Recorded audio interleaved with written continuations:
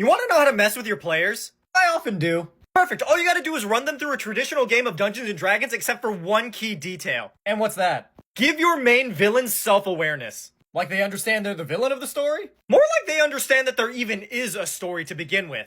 What do you mean? Well, imagine, if you will, a powerful lich that spends the better part of their life uncovering secret knowledge that mankind was never meant to know. Over time, they begin to ponder the very nature of their existence until the day they discover the greatest secret of all. And what's that? That all of this is a game, a story written by the DM for their players to enjoy, and it breaks them. They become unhinged, fully convinced that nothing matters because nothing is real. And so every horrible act they commit is actually a thinly veiled attempt at rebellion against their creators. Well, what happens if the party can't stop them? Then they escape the narrative and you get to do the ultimate power move in all of D&D. And what's that? Making your BBEG the DM of the entire game. Which would then cause a sort of metagame to start where you have to stop the BBEG both in-game and out-of-game?